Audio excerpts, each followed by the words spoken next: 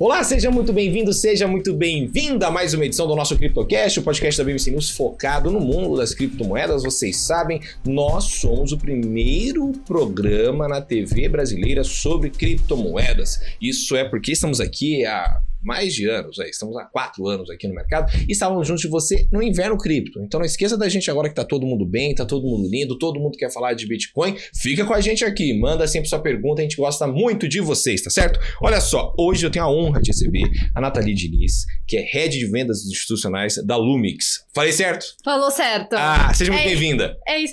Muito obrigada, pessoal, pelo convite. Agradeço imensamente.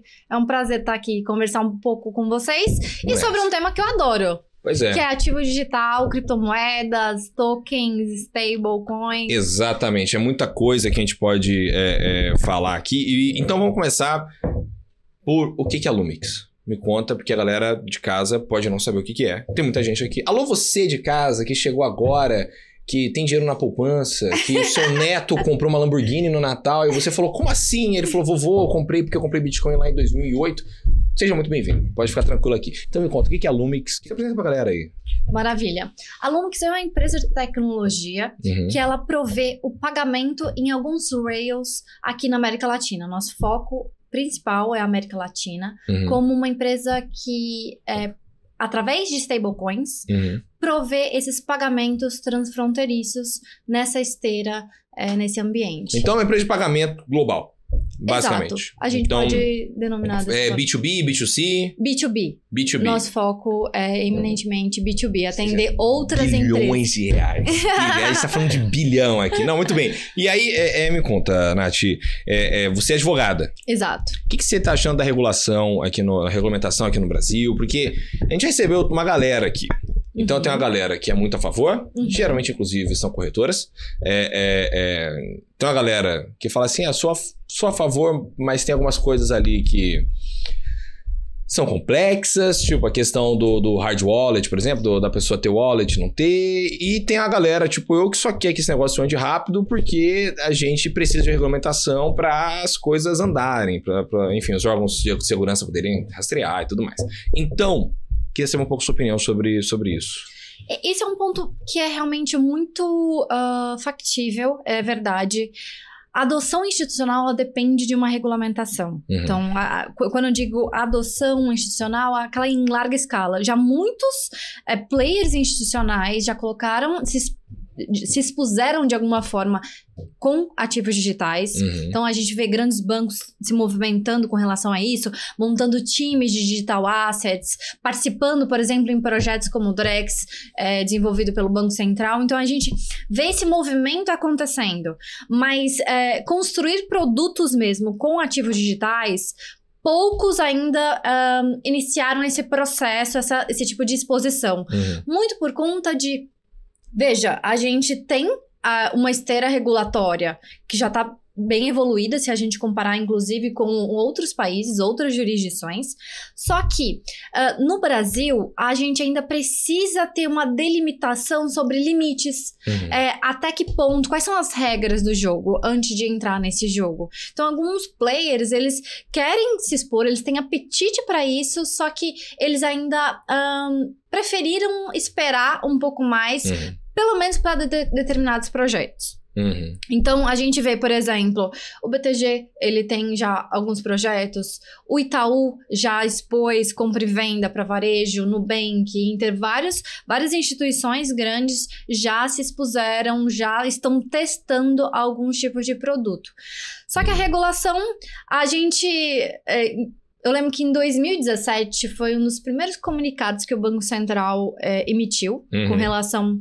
Tratando sobre criptomoedas. Falando, eu reconheço que existe. Exato. 31.379 para quem tem curiosidade. Pra quem quer muito, neste exato momento, entrar lá no Banco Central, é 31.379. Exato, ele...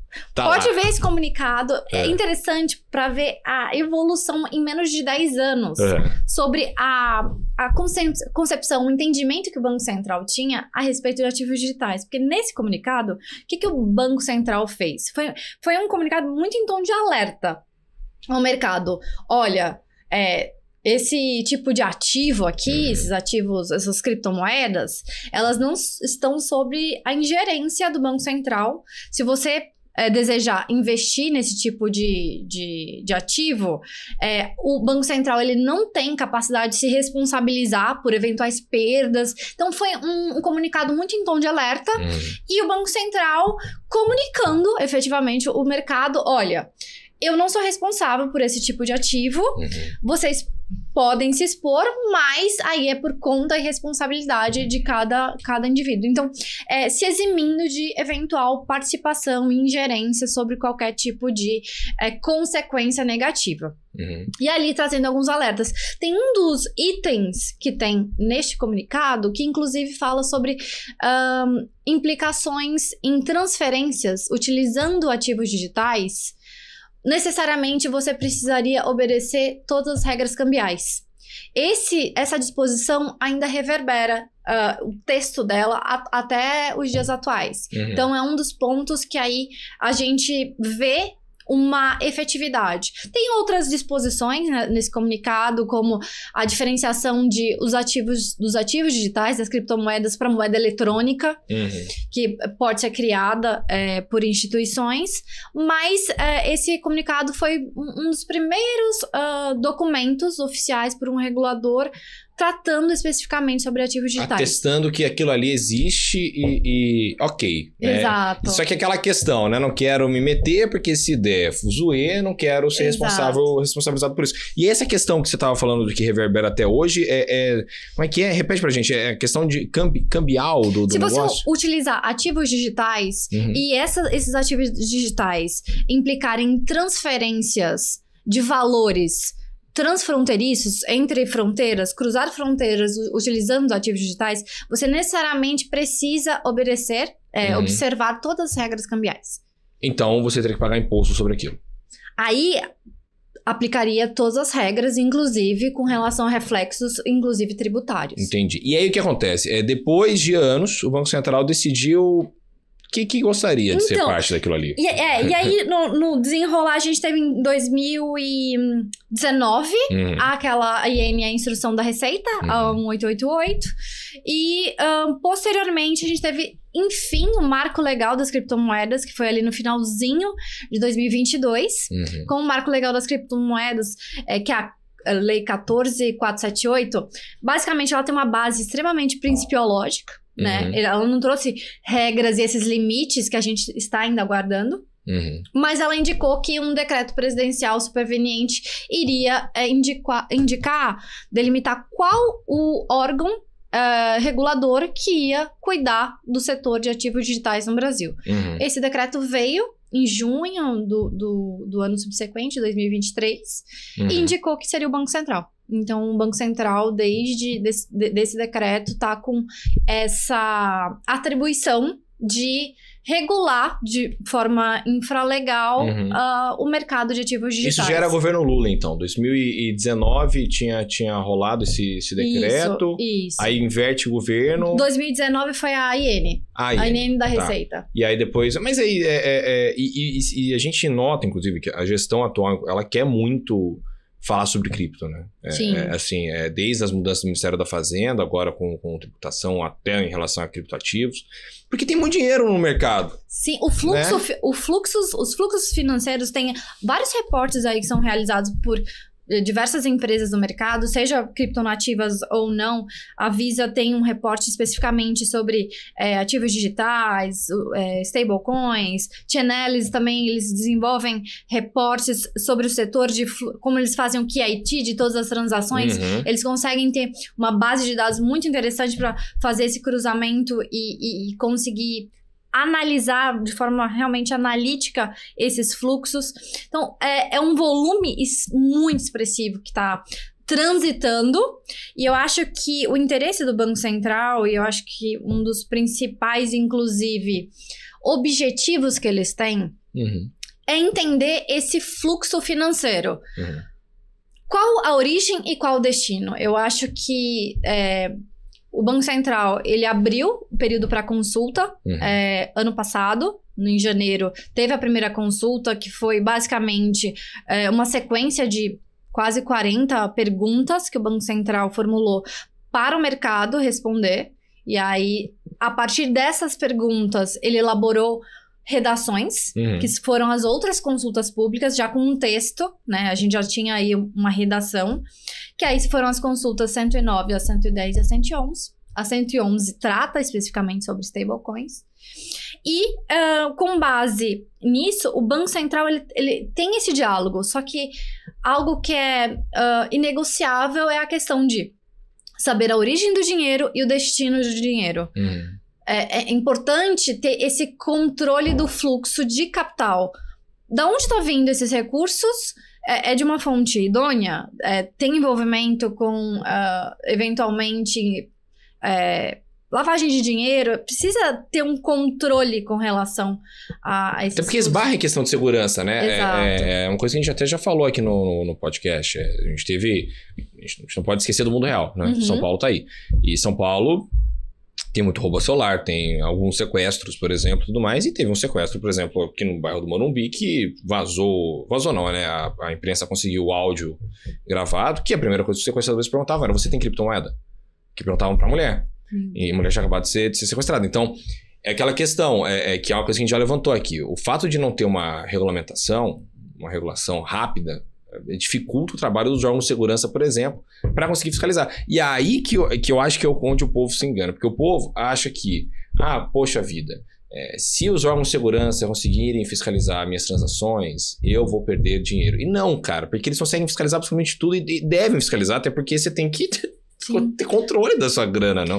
E a gente, assim, com o Pix, se você vê na esteira da infraestrutura do Pix, todas as nossas transações já são controladas. É possível de forma muito fácil, detendo as suas chaves privadas, saber o que você já gasta, qual a sua... Até seu perfil de consumo, isso é possível ver. Total, Open Finance tá aí, sabe? Exato. Serasa, por exemplo, fica determinando o score dos outros e tudo mais. Então, as pessoas elas esquecem que já estão sendo fiscalizadas há muito tempo e enfim. E cripto, inclusive, dá para ser fiscalizado até hoje já, né? Mas, enfim, o Pix, ele mostra muito isso. E aí, então, nessas disposições, tem duas coisas que pegam aí.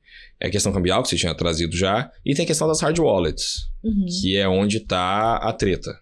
Esse ponto é um ponto sensível e, inclusive, o Banco Central, em um dos últimos encontros promovidos por uma da associação de classe de ativos digitais aqui do Brasil, trouxe um membro do DEREG, né, que é o departamento que cuida tracionando toda essa agenda de regulação dos ativos digitais. E foi mencionado que, com relação a esse tópico da autocustódia, o Banco Central, qual o objetivo dele? Tentar encontrar uma solução que não impeça aí as pessoas de realizarem e terem a autocustódia de stablecoins. Só que, como ele vai operacionalizar? O que ele precisa é aquele objetivo que eu comentei. Entender a origem e o destino. Se ele conseguir ter esse fluxo da origem e o destino dos valores, não tem problema a autocustódia. E aí ele quer encontrar junto ao mercado uma forma de operacionalizar esse controle de fluxos. Mas se ele tiver o controle de fluxos, não tem problema com relação aí à autocustódia. Eles já voltaram atrás, pelo menos esse foi uma dos pontos que eles suscitaram já numa das últimas oportunidades de contato. Isso é uma evolução. É uma evolução, anda, né? Pelo menos anda um pouco. Porque aquela questão, de um lado você tem as corretoras que obviamente adorariam que ninguém tivesse autocustódia também, né? Algumas incentivam, outras não. Porque também para as corretoras eu acho que gera um custo. Para as corretoras é interessante quando aquele cliente ele trada. Porque as corretoras ganham no FII transacional.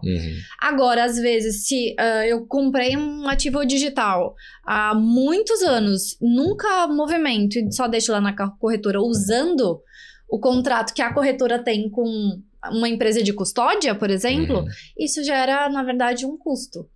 Então, não necessariamente é algo bom. Entendi. Bom, pessoal, vamos para o rápido intervalo. Na volta tem muito mais CryptoCast aqui na tela da BMC. Já voltamos.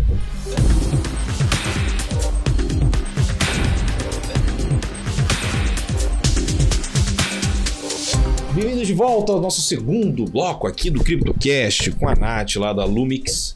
Agora acertei, não erro mais o nome. Não erra mais. Você viu. Nath, vamos lá, a gente estava falando sobre regulação, tudo mais, falamos um pouco sobre a Lumix. Me conta um pouco sobre você.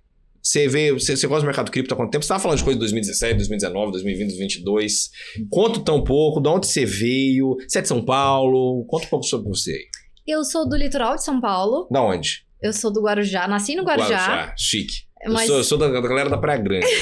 sou já Boqueirão. Um beijo à Praia Grande, inclusive, Vila Guilhermina, enfim, desculpa. E aí? Então você é 013 também. Maravilhoso. Eu sou torcedor do Santos, mas eu sou nascido em Fortaleza, no Ceará. Gosto de praia. Sou nascido em Fortaleza, no Ceará, sou filho de mineiro, mas adoro o litoral porque eu sou santista. Então eu vou direto para... Então eu sou um 013 fajuto. Entendeu? É perfeito. Eu nasci no Guarujá, depois eu me mudei para Santos, fiz faculdade em Santos, na Católica, de Direito. Aí depois que eu me formei, me mudei aqui para São Paulo para continuar estudando.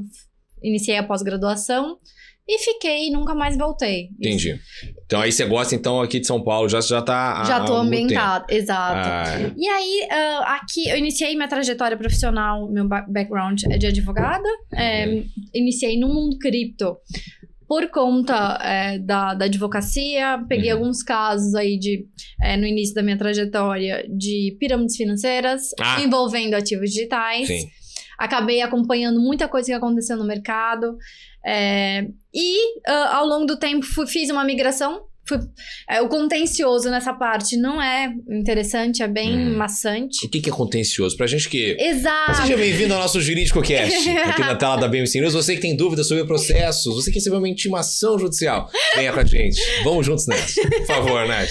Contencioso é aquela parte que você depende de litígio, ir até o Tribunal de Justiça, pleitear seus direitos, buscar, eventualmente, se você foi lesado, se alguém levou seus ativos digitais, como reavê-los. Então eu tava nesse trabalho e não era pra mim recompensador, né, a nível... Porque você lidava com a tristeza e a infelicidade de muitas pessoas que algumas pessoas perderam tudo. Total. Aí, às vezes, você ia tentar dialogar com a empresa, enfim, quando ainda se tinha algum tipo de estrutura ainda daquela empresa que aplicou o golpe, e você se deparava com realidade de outras pessoas ali que estavam numa situação cada vez pior. Então, pra mim, não era muito interessante. Eu fiz uma migração e saí dessa parte contenciosa para uma parte consultiva, que era assessorar juridicamente outras empresas que tinham interesse em estruturar operações utilizando ativos digitais, desenvolver projetos, produtos. E aí eu fiz essa transição. Pivotei. Mas paralelamente eu comecei também a lecionar aqui na PUC São Paulo. Muito bem. Fiz um curso primeiro, né? Aprendi programação de smart contracts.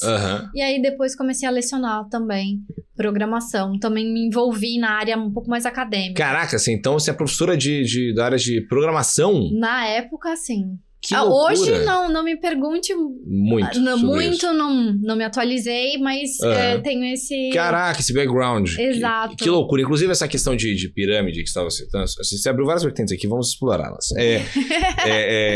Essa parte de pirâmide é muito interessante, porque foi a maneira que eu também acabei me interessando na época pelo mercado cripto. Porque na época eu não era da BMC, eu era jornalista de sites. Eu era de uma casa chamada Suno Research, que é enorme hoje. E na época eu estava lá no começo. E na época tinha uma operação que era uma série de matérias chamada Operação Faraó, que era para pegar pirâmides financeiras através da Suno. E várias pirâmides financeiras que a gente descobria eram por conta de empresas que falavam que eram de cripto e não eram de cripto. Né? Então, e muita gente perdia tudo, era muito triste isso. E aí eu queria saber um pouco de você, assim, você acha que esse risco de pirâmide financeira saiu um pouco do ar? Porque a gente teve pirâmide financeira no nível que tinha empresa que fazia propaganda em TV aberta, tipo em 2017, 19, fazia propaganda em TV aberta, prometendo para as pessoas a rentabilidade do Bitcoin, e num nível realmente, assim, absurdo. Então você acha atores da Globo, né? Não sei se era atores da Globo, porque eu não posso falar nomes e tudo mais. Atores da Globo eu não lembro disso. O meu que eu tava oferecendo era outro, era um programa que eu não posso citar no. Depois a gente fala fora do ar. Mas não era na BMC, porque na BMC você pode confiar na gente, estamos juntos sempre nessa. Mas você acha que a gente saiu desse risco de pirâmide financeira? Eu acho que a gente evoluiu muito enquanto mercado em termos, inclusive, educacionais. Porque todos os golpes, eles partem de um mesmo pressuposto, que é utilizar a ignorância, o desconhecimento das pessoas sobre aquele tema. Se a gente for analisar, por exemplo, antes desse hype que aconteceu, e todas essas pirâmides aconteceram no mesmo período ali, na mesma janela. Tanto que foi diminuindo ao longo do tempo. Se a gente pegar Boi Gordo, o caso dos ovos de avestruz, qual era o caso ponto... dos ovos de avestruz, tinha esquecido dessa. Exato. As pessoas querendo ganhar qual o ponto comum de todos esses golpes? Elas usam da ignorância, do desconhecimento com relação àquela temática e prometem, olha, eu, por exemplo, Nathalie, não sei quanto, em determinados... um espaço, um hectare, quantas cabeças de gado cabe? Eu não tenho... litoral, eu sei que é do litoral, nós somos 013, eu sou ignorante com relação a essa temática. Então, eles usam algo que você não sabe, você não tem domínio sobre aquilo, e prometem, olha, conheço tudo sobre aqui, boi, gado, criação... Hectares de terra. Olha, eu vou conseguir te dar um retorno de 40% por mês. E aí a pessoa, poxa, que legal, vou colocar um dinheiro, vou conseguir multiplicar esse dinheiro de uma forma muito expressiva. Daqui 3 anos tô bilionário. Exatamente. Tô podre de rico, né? Poxa, vou comprar El Salvador inteira, né? Resolve, né? Era um cálculo que a gente fez, inclusive, na época da operação lá. A gente pegava pirâmide, a BMC a gente também já pegou várias pirâmides já. A gente falava assim, cara, faz um cálculo simples. Tipo, se a pessoa tá te oferecendo 1% ao dia, vamos supor, 1% ao dia. Em quanto tempo você consegue ter o PIB do bairro inteiro do Jabaquara de São Paulo? Em quanto tempo você vai ter esse PIB inteiro na tua conta? Faz essa conta. Tipo, não é possível, cara. A conta não fecha. Não fecha. E aí as pessoas não se dão... Porque às vezes... O que eu falo? Se a proposta... ela é muito boa pra ser verdade. Ela é muito boa pra ser verdade, é porque ela não é verdade. Perfeito. E aí, algumas pessoas não. Elas têm aquela cupidez do ganho fácil, sabe? Elas ficam instigadas a... Cara, vou ter o... Ou vou ter o PIB do Jabaquara. O PIB do Jabaquara. Perfeito. Em um ano. Perfeito. Então, assim... elas se envolvem naquela narrativa sem conhecer e aí se deixam levar. E aí, teve o hype que aconteceu com a narrativa usando criptomoedas, mas que não tinha criptomoedas. No final das contas, nativamente, várias dos projetos, dos golpes, não tinham criptomoedas envolvidas. E aí, mas muitas pessoas acabaram caindo na narrativa por desconhecer. Mas eu acho que o nosso mercado, ele evoluiu nesses anos. Eu tô há 8 anos. Tem colegas que estão há muito mais tempo. 10, 12 anos. Então, a galera tá desde o comecinho. O Rossello que veio aqui tava desde assim... do dia 1, minerando. Você é o Satoshi? Eu falei, você pode ser o Satoshi no fim das contas. Exato. Mas não, tem a galera que tá desde o começo. Tem uma galera muito early, né? Entrou naquele estágio inicial. E o mais maluco é que conseguiu investir em cripto sem ser num esquema. Exato. Porque essa é uma questão que as pessoas elas vêm até me perguntar, a galera fala, poxa, Rafa, mas lá atrás, Bitcoin, teve um amigo meu que falou de Bitcoin, eu não acreditei. Todo mundo teve um amigo que falou de Bitcoin e não acreditou. Só que não necessariamente aquele cara que falou de Bitcoin, ele estava investindo numa empresa correta, uma corretora de fato. Então, por exemplo, você tem a história... Os irmãos Winklevoss do Facebook. Pra quem não sabe, alô, momento história aqui. Os irmãos Winklevoss foram os criadores do Facebook, processaram o Mark Zuckerberg e tal, porque, enfim, não tinham a grana devida lá. O Mark pagou, sei lá quantos milhões de dólares pra eles. Eles criaram uma das primeiras corretoras de criptomoeda na época, porque eles viram que era um espaço no mercado. O Gemini, acho que é Gemini? Gemini. Na minha cabeça é Winklevoss. Winklevoss tá lá. Eu acho que é Gemini. Então eles criaram, e aí foram comprando um monte de Bitcoin, as pessoas puderam começar a crescer nesse negócio. Acho que foi em 2012 que eles entraram no mercado. Pegaram bem no início, né? Pegaram bem no início. Então, assim, aí você começa a pensar, fala, poxa, se os caras que estavam lá nos Estados Unidos, veja bem, não são Zé Ruelas, já falando dos caras que criaram o Facebook. Então, assim, se eles olharam e falaram assim, poxa, realmente o mercado estava embrionário naquele momento, dá pra gente criar uma corretora e tudo mais, Quizá eu aqui no Brasil iria conseguir, em 2010, 2011, de fato investir numa corretora 100%, bonitinha e tal. Ia ser muito difícil. Porque não tinham regras, inclusive, de mercado delimitadas. Alguns players do mercado que acabaram construindo regras, foram se autorregulando. Total. Criando níveis de conformidade, regras, importando muitas dos parâmetros, das réguas do mercado financeiro tradicional para o ambiente de cripto.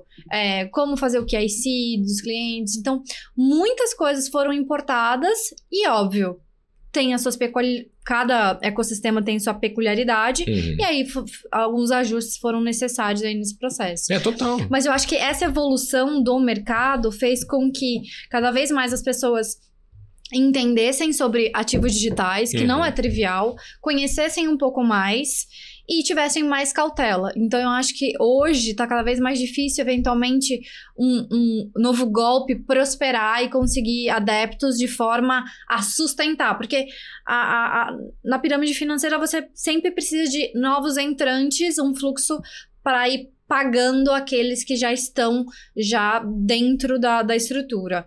Então, eu acho que o golpe ele não consegue se sustentar em um longo prazo por conta aí do conhecimento que as pessoas têm. Eu acho que a educação sempre também é a chave, né? Exato. E a gente tem agora grandes empresas que permitem você investir em Bitcoin, por exemplo. Exato. De forma... No aplicativo do seu próprio banco, você consegue adquirir criptomoedas. Então... Eu vivo nessa dualidade, por exemplo.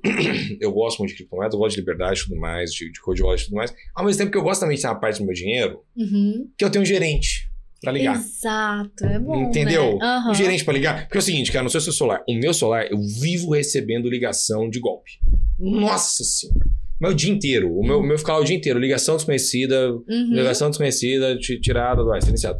Cara, então assim, se você se deixar levar, bem assim, 100% de liberdade, não sei se é tão bom pra você, porque você vai ficar... Liberdade ou solidão? Exato. A famosa questão filosófica. Então, você ter esse meio do caminho pra poder ter alguém pra conversar, alguém de fato que você conhece, reconhece e tal, tudo certo, é bom, não? Exato. Não, assim, pra mim, por exemplo, autocustódia. Acho muito importante a autocustódia, você conhecer, mas não é pra todo mundo. Eu não consigo lembrar parte das minhas... Sempre tô trocando do meu e-mail. Pô, imagina... 12 palavras-chave, 24 palavras-chave. E se você não tem pra quem chorar, não tem um gerente pra ligar. Então, assim, às vezes não é pra todo mundo. Tem muitas pessoas que são super organizadas, metódicas e conseguem, mas não é pra todo mundo. E eu acho que teve uma questão aí também. A gente aqui no CryptoCast, a gente vai muito pra filosofia também. Porque, eu acho maravilhoso. Porque cripto, ela bate em filosofia toda hora, porque... Tem questões sociológicas, questões filosóficas. Então, os programas ou eles vão para a área de programação, computação quântica, ou eles vão para a área de filosofia. Assim, é impressionante. Mas, assim, existe uma questão aí também pós-pandemia que as pessoas, elas ficaram muito sozinhas. Elas ficaram em casa, solitárias e tudo mais. Então, você ter algo para segurar, ter aí, tentar escapar de golpes é bom, não? Você ter lá um gerente do banco. Você vai ligar e tal, por exemplo. Eu gosto. Por exemplo, tem gente que não gosta, gente que enfim, mas eu acho bom porque evita problema, né? Evita um monte de coisa, cara. Então... É muito melhor. Como é que você sabe 100% das vezes que você tá clicando no e-mail que aquele e-mail não é um golpe? Entendeu? Eu só acesso se for através do próprio aplicativo do banco. Porque assim, se tiver conversando com o atendimento aí... e-mail esquece. Porque vir e-mail... Vai mofar. Não, e assim, a gente mora em São Paulo. Então, em São Paulo, você não pode nem andar com o aplicativo de banco no celular. Então, você vai deixar no celular de casa. Você vai deixar no computador de casa. Porque, cara, senão você... Qualquer esquina você... abraço. Você tá no meio do Itaim aqui, cara. Em qualquer lugar que você for. Bom, pessoal, a gente já volta já com muito mais CryptoCast aqui na tela da BMC News. Já voltamos.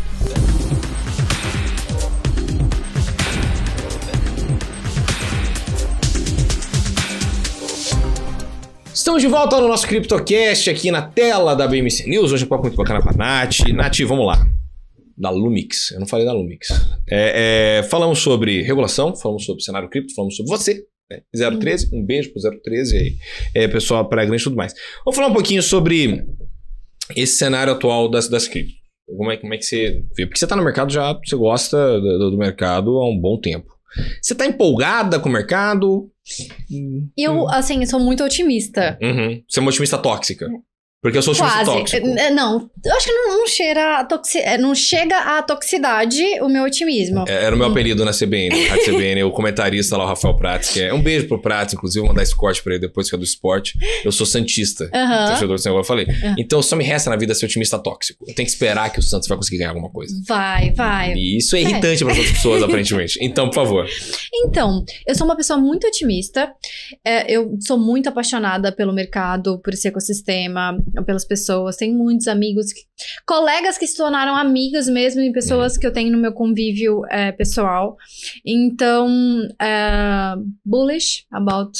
Você tá firme em relação... Sim, eu acredito que agora a gente pode viver em termos de bear market, né, de mercado, um bear market, todos os ativos perderem aí determinado valor, mas eu acredito que a tecnologia, a blockchain, a infraestrutura, a possibilidade de usar stablecoins para solucionar dores como o uso e remessa de valores, mover determinada quantia do ponto A para o ponto B, seja numa esteira nacional, internacional, que seja.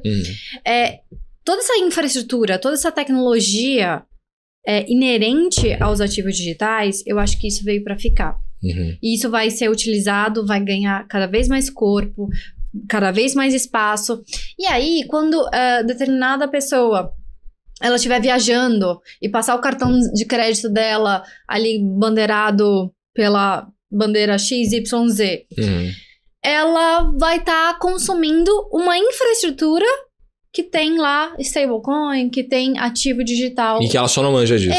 E ela não precisa. E eu acho que essa é a magia de toda a tecnologia. Justo. Eu não sei trazer para você em nível de detalhes como funciona o Wi-Fi, mas eu uso todo dia. Perfeito. Porque ele me traz valor todo dia. O Pix, a gente não sabe como funciona. Eu não sei como funciona, qual a magia do Pix, mas ele me traz valor. E eu acho que isso vai acontecer com ativos digitais. A gente vai estar exposto cada vez mais a produtos que tem na infraestrutura essa tecnologia, blockchain, stablecoin, ativo digital, só que você não necessariamente sabe como funciona. Você simplesmente vai ver o valor disso, usufruir do benefício que toda essa infraestrutura tem e pode oferecer. Isso é muito bom, na real, porque acho que é um consenso, inclusive. A galera que a gente recebe aqui, o pessoal tá muito firme nessa lógica.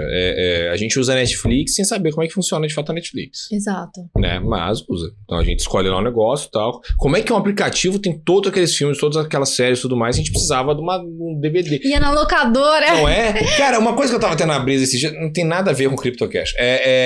Disco de vinil. Já pensou o quão louco é a física pra que naquela hora que passa a agulha num negócio, faz um som determinado que fica perfeitinho, e a música e o tom da voz do cara, não é louco? Você não pega isso aí? É muito louco. A gente pega isso às vezes de bobeira, assim, você fala assim, como é que funciona esse negócio aí?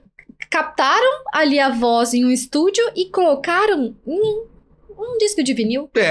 Que bruxaria é essa? Não é, porque assim, isso pra mim é muito mais impressionante do que as coisas de hoje em dia. Porque anos 50, o pessoal ter feito isso, anos 40, sim. Ter descoberto é muito louco. Agora, assim, falando um pouco ainda sobre essa usabilidade das tecnologias e tudo mais, onde é que você acha que a gente pode andar pra isso? Porque hoje a gente tá num cenário que tem milhares de criptomoedas.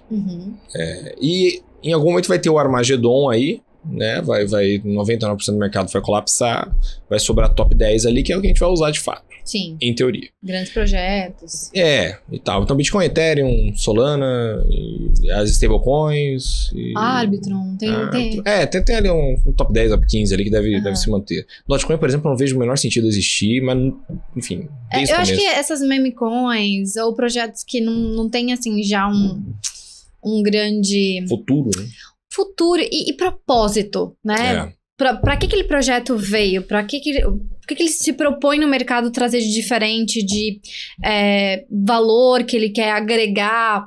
Ou como ele se destaca e se diferencia dos demais. Então, se não tiver algo muito consolidado com relação ao diferencial que ele tem, muito provavelmente ele não consegue se consolidar e aí vai... Exatamente. Crescer. Então, assim, você acha que a gente pode estar caminhando para onde aí, em relação a projetos, assim, para onde a gente tá olhando? Porque primeiro era o Bitcoin como reserva de valor. Aí depois virou Bitcoin como, na realidade, usabilidade no seu dia a dia aí.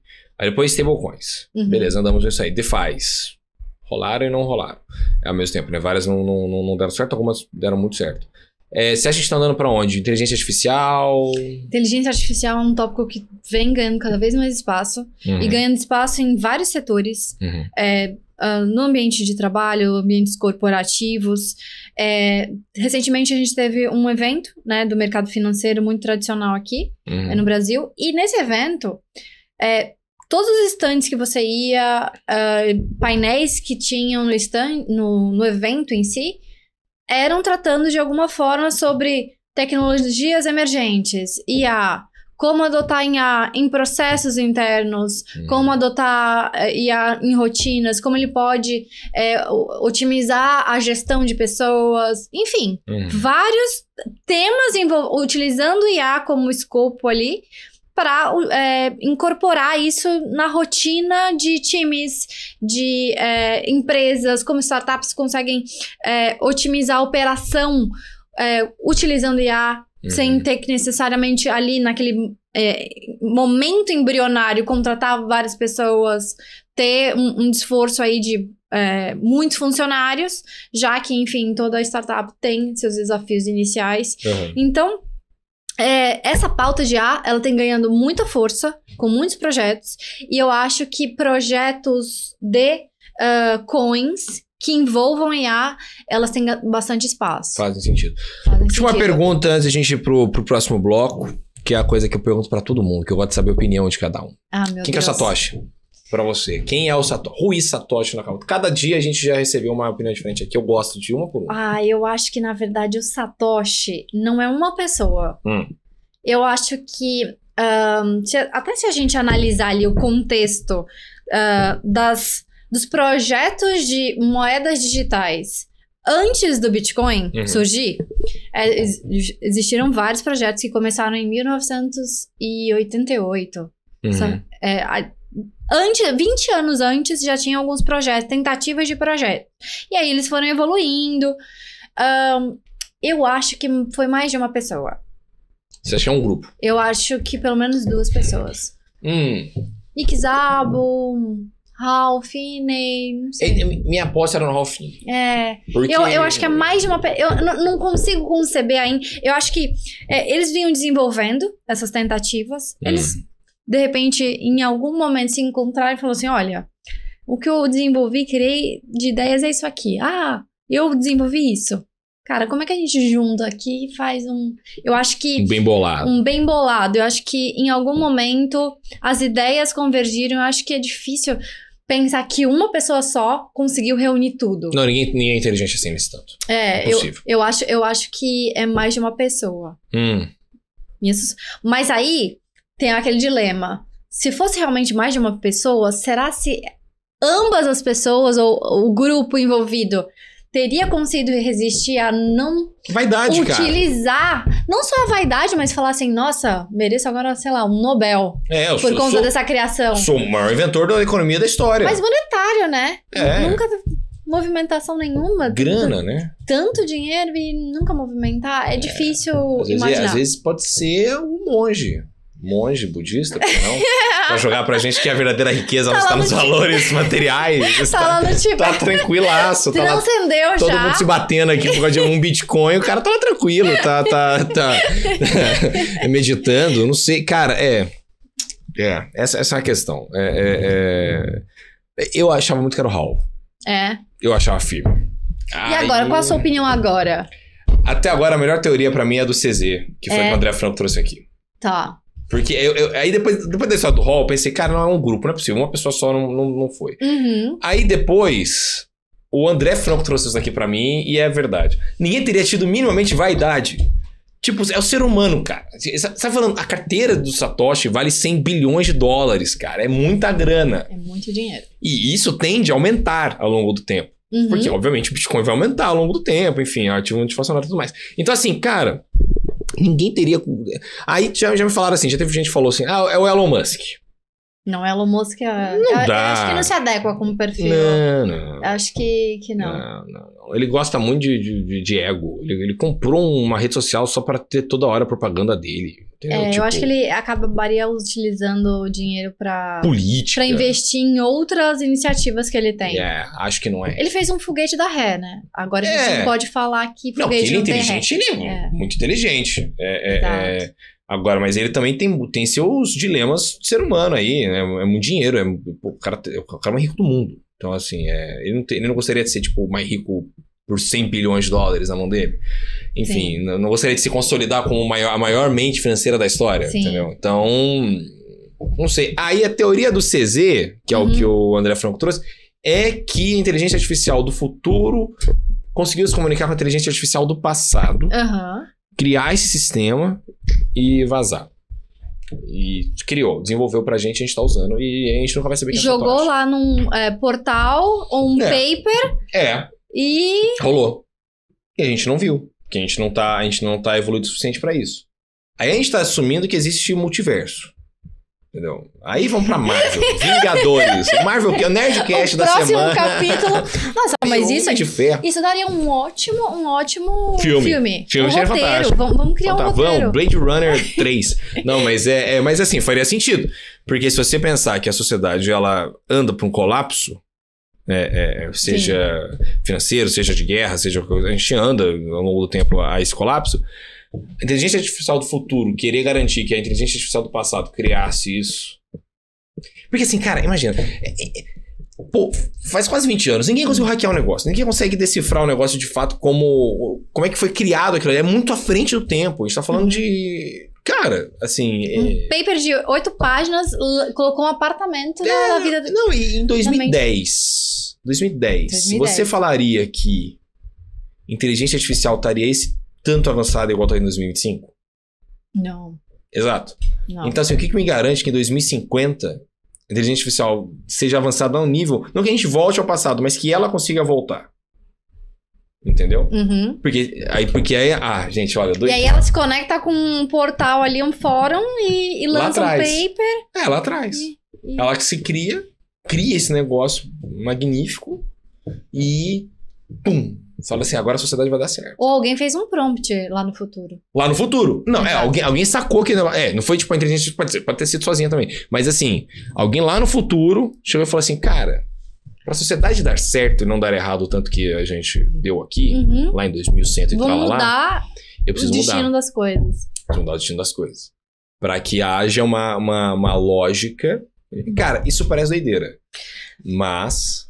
Bitcoin é doideira. Né? Exatamente. Alguém criou um prompt, olha... Você vai lá em outubro... Cara, é uma teoria que eu gosto, entendeu? É uma teoria que eu acho... E aí publica num fórum, vou iniciar uma revolução. É uma teoria que eu gosto. Eu acho uma teoria que faz sentido. Assim, tem o seu ponto. Existe o seu ponto. Assim, é que a gente tem que assumir algumas coisas. A gente vai ter que assumir física quântica, por exemplo, que as teorias, algumas deram certo pra isso rolar. Tipo... Olha, eu tô muito curiosa. Multiversos, não é o quê? Eu tô curiosa porque, assim, eu espero chegar em 2050 e descobrir... se realmente alguém mandou esse prompt. Cara, é porque assim, se você for... Cara, é porque assim... a gente tem que assumir algumas coisas pra isso dar certo, entendeu? Mas, das teorias é que mais faz sentido, cara. Tem o seu ponto, tem o seu ponto. Eu vou defender até o fim da minha vida esse negócio. Gostei. Não foi o ser humano que criou isso aqui, cara. Não tem como, cara. E se criou, foi uma ideia humana, eu acho que foi mais de uma pessoa. Foi. Não, foi.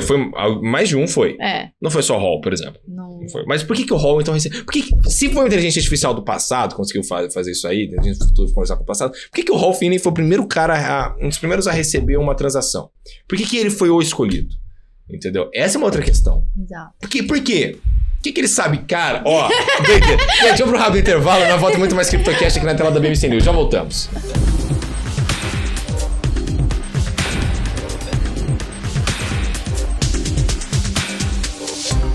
Bem-vindos de volta ao último bloco aqui do nosso CryptoCast, um papo muito bacana hoje com a Nath. Você viu que a gente foi... A gente tá navegando por diversos assuntos. Pra variar, né? Esse programa aqui é uma loucura. A gente vai sair dessa mesa e a gente vai colocar todos os pingos nos is. Cara, total. Eu já falei que o grande objetivo deste programa aqui é a gente descobrir um dia que é o Satoshi Nakamoto. A gente vai descobrir. Não é possível, a gente tá nessa mesma pergunta faz muito tempo, cara, todo dia.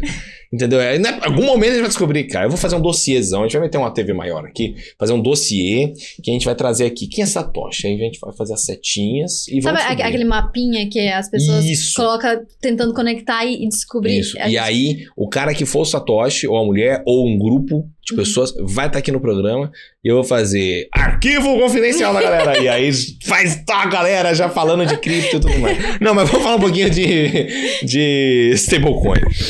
Porque lá na Lumix vocês falam muito de stablecoin e tudo mais, por causa das transações. Como é que tá o cenário de stablecoin hoje? Porque o que acontece? 4 anos atrás, por exemplo, quando a gente começou o programa, stablecoin estava numa situação que era o seguinte. E o USDC estava explodindo, chegou ali como a terceira maior stablecoin, a segunda maior stablecoin do mundo. Tether estava tendo o seu problema de lastreabilidade, porque não conseguiam sacar quem estava fazendo a contabilidade e tudo mais do negócio. Qual é o cenário hoje que a gente está vendo de stablecoin? Quais são os desafios disso, inclusive, hoje? O que garante que vai dar certo?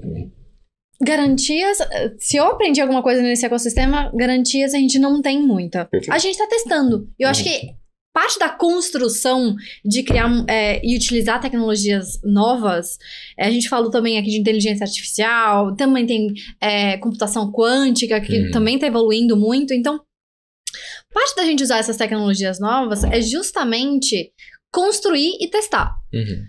Até o próprio Banco Central, utilizando aí projetos, já tinha desenvolvido o Open Finance, o Pix e o Drex, tá testando para ver se consegue implementar, trazer blockchain para toda a infraestrutura do mercado, do sistema financeiro nacional, colocando literalmente todos os participantes, aí os grandes players que estão integrados ali, participam do STR, né, que é o Sistema de Transferência de Reservas, dentro da mesma infraestrutura, gerando essa interoperabilidade.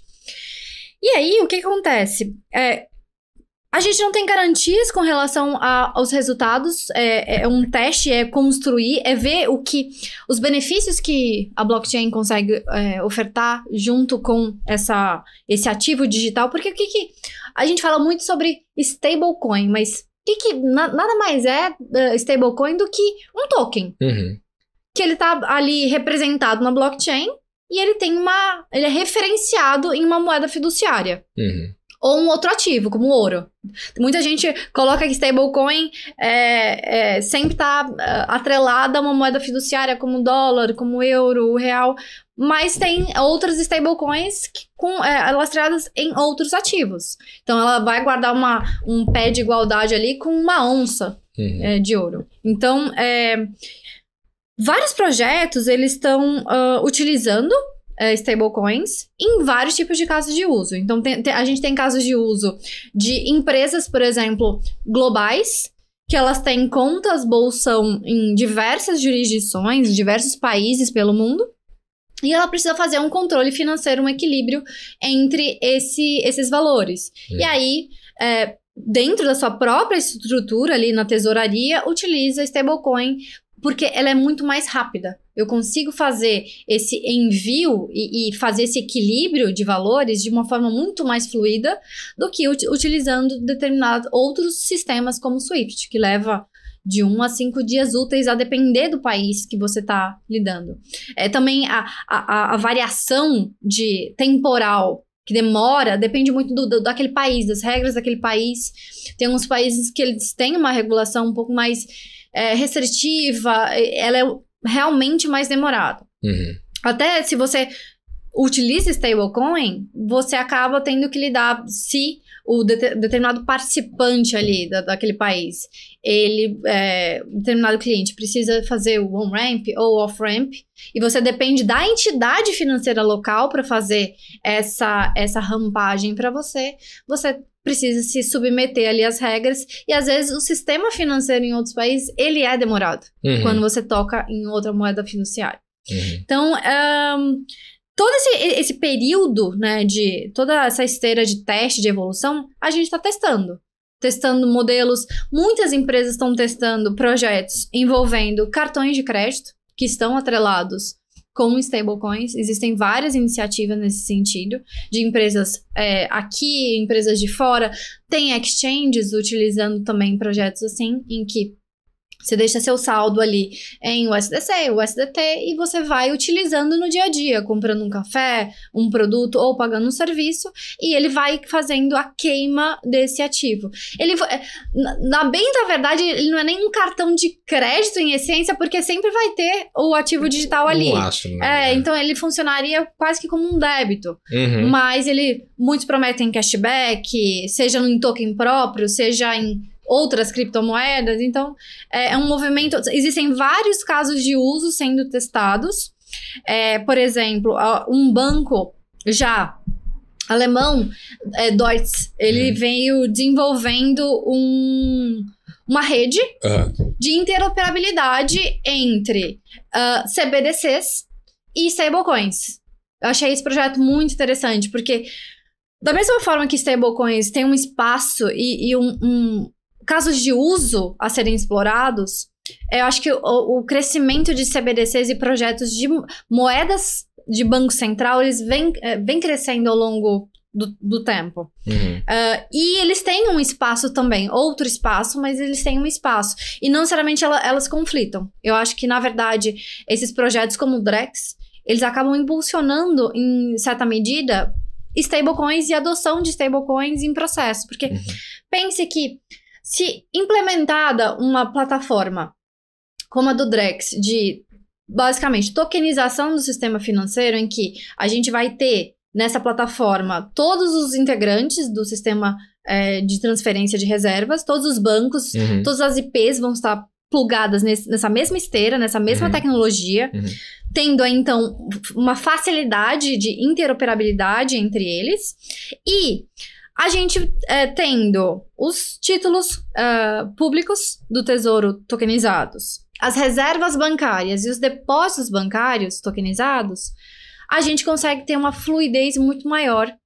E estando tudo em blockchain, estando tudo tokenizado nessa esteira, sendo aí também uma EVM compatível, fica muito mais fácil você fazer a transação, a troca, o swap entre um real tokenizado, por exemplo, com uma stable e eventualmente outros pagamentos em cadeia. Então, que fantástico. Eu acho que, na minha concepção, não existe conflito entre elas. Na verdade, projetos de CBDC como o do Drex, eles acabariam impulsionando ainda mais a adoção, porque a gente já teria na mesma esteira tudo em blockchain. Uma paridade ali para rolar tudo em blockchain. Exatamente, uma fluidez muito maior. Pô, perfeito. Nath, queria muito agradecer a sua presença aqui no nosso CryptoCast. Volte mais vezes, por favor.